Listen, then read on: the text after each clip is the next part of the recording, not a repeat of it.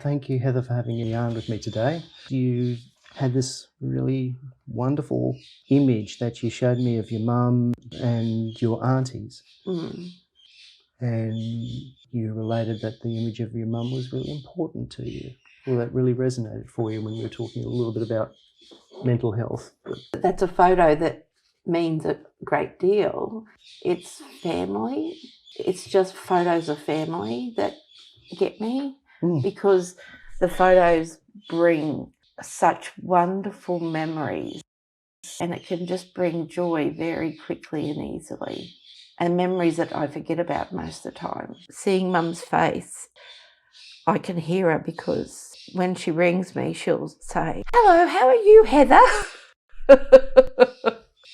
I think that's her way of the mother's fear and my mental health issues, because I'm the one that's found myself in a position that's buried me in some dark places. I was always a worrier. Mum and Dad and my family were always a soft place to fall. And still I hold them as my soft place to fall.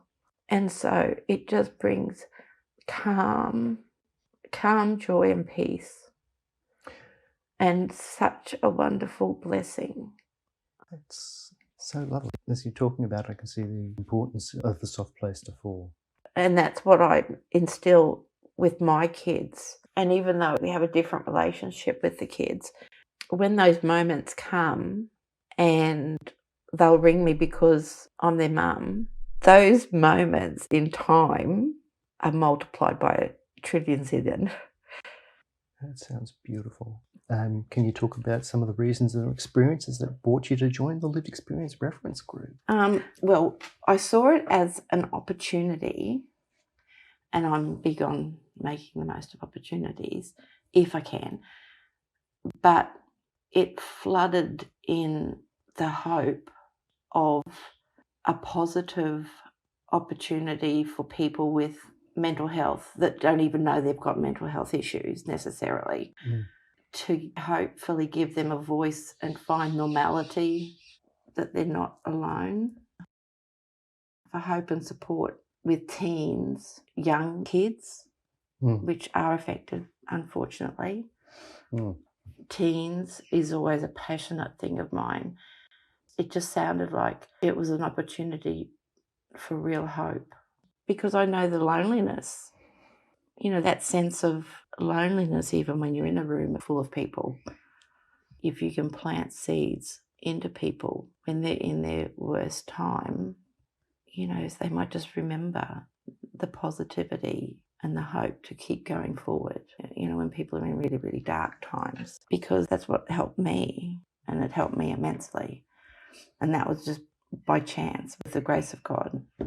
You were talking about how that experience of family and a soft place to land, as well as the experience of others, how that impacts mental health. I was getting a sense that this might be one of the reasons that you joined the Lived Experience Reference Group. Yes, pretty much. A good example, my mother-in-law, when she was going through divorce, I'd talk to her many nights, but she wouldn't go for help and she wouldn't ask for help.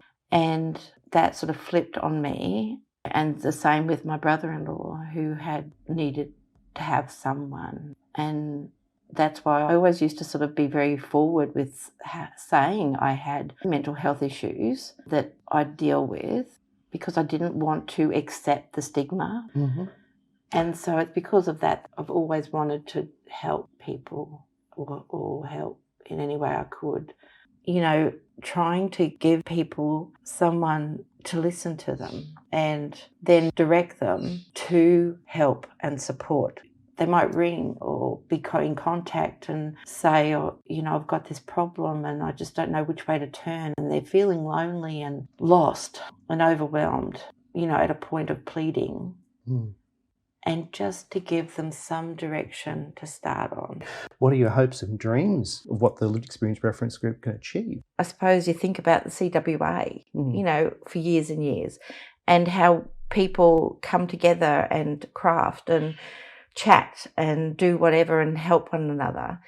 And I sort of, for years, I would think, oh, I wish I could, have a place if we got to meet each other over a coffee or something that made one another feel that little bit safer. It's just like putting out a helping hand and saying, I'm here. What can I do for you? What do you need from me? Anything like that. And the way I sort of see it is community spreads the word. And it's where somebody might just drop in to have a cup of tea. They might want to do a craft. They might just want to do whatever. That was my dream. This dream of having a community place where people could come together. So I'm wondering if being part of the lived experience reference group gives you that opportunity to have that sort of a big virtual hug, if you will, for people in regions to sort of give back. It probably stemmed from what I felt that I needed because in the city, yes, there's lots of people, but I know when I moved here 20-something years ago, I actually had young children and I went around to try to meet the neighbours. And I couldn't meet anybody. It's very easy to get lost.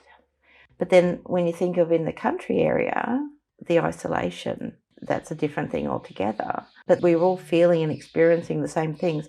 It's just that our location is different.